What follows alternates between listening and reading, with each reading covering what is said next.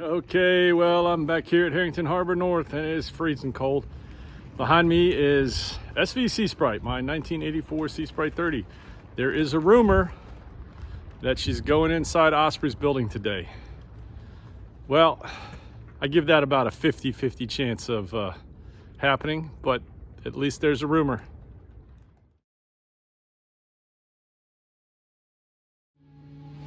Ahoy sailors, it's a couple of weeks later and finally SeaSprite, my 1984 SeaSprite 30 is inside the building at Osprey Marine Composites. Let's see what's going on. Sitting up here on deck of SeaSprite. Thought maybe it'd be useful to give a little more detailed explanation about what we have planned for this good old boat. Okay, so we have removed most of the deck hardware.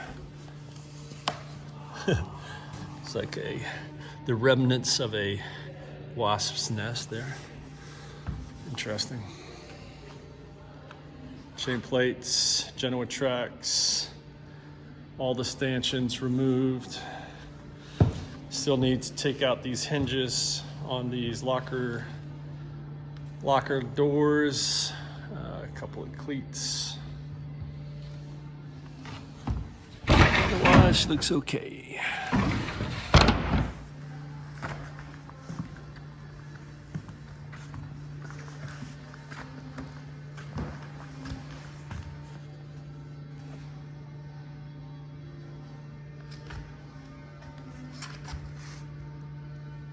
All right, I gotta take the handrails off and the drad boxes.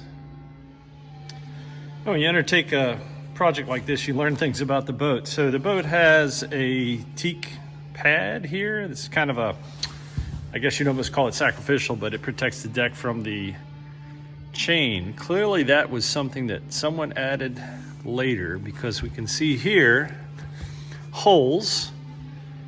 The pad sat here with this discolored area, and clearly these were holes for cleats, but the cleats were eventually installed back here on top of the teak pad. And at some point somebody painted the boat's deck with some crappy paint, which I have removed most of it, but here under that teak pad can still see some of that paint is there. So obviously whoever painted the deck then installed the teak pad over top. Interesting. Elevated moisture in the deck that we need to address and remove some old core and replace it. We also will be painting the deck in its entirety and applying new non-skid. There's a couple of routes for that. Could use Kiwi Grip, but there is some interesting product called Redeck that we're considering using, which is going to be much more similar to the original molded in non-skid that came with the boat. Probably gonna go that route, but would love your opinion. Kiwi Grip or Redeck? At any rate, this area up here in the foredeck is usually a problem area on older boats when it comes to moisture intrusion in the deck coring, because of all the different deck fittings that usually exist up here in the forepeak. So in general, there's elevated moisture in and around those old Durad vent fitting holes, as well as where the teak, that teak plate was. The core around this area, at least to touch, feels very dry and solid. Over here on this side, where there is a corresponding plate and Durad vent, there's clearly a little more mushiness and rot to the core. Then the deck is pretty solid back here to the cabin roof, coach roof. But as you proceed back down the deck, we encounter first the area around the chain plates. So there's elevated moisture around each of these chain plate, where each chain plate was fitted to the deck. So this area of core of the deck will definitely need to be recored. And then of course, where we had the Genoa tracks, there is elevated moisture around that track area where there were all those screws penetrating the deck, and over the years, moisture entered. We'll also be doing some work on the coach roof. As you can see here, there is some cracking in the gel coat and the non-skid near the mast partner. There is some elevated moisture in that area we'll have to address.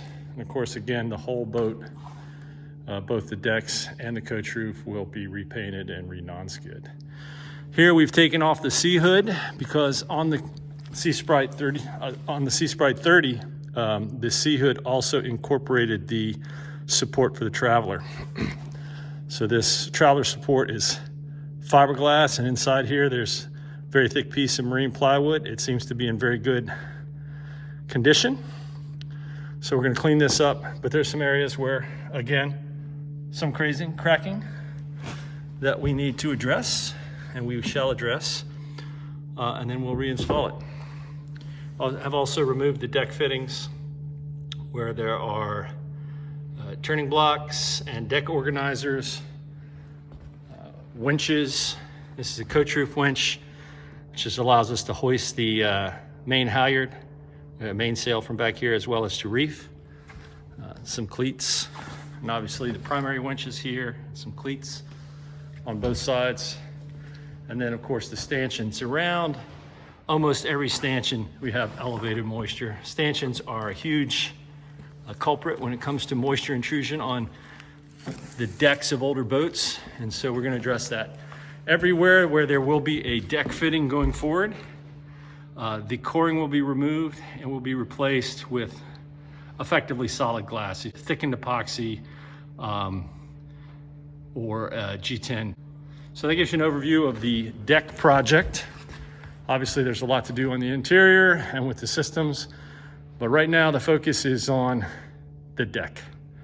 And so in upcoming weeks, we should see the deck top skin being removed, and anywhere there's a compromised core, that'll be removed and replaced with some sort of closed cell foam, or as I mentioned earlier, say a solid glass, fiberglass insert G10, so that if there is ever a problem in the future with the deck fitting leaking, it will not be leaking into the core. Okay, stay tuned for more DIY refit fun with SV SeaSprite.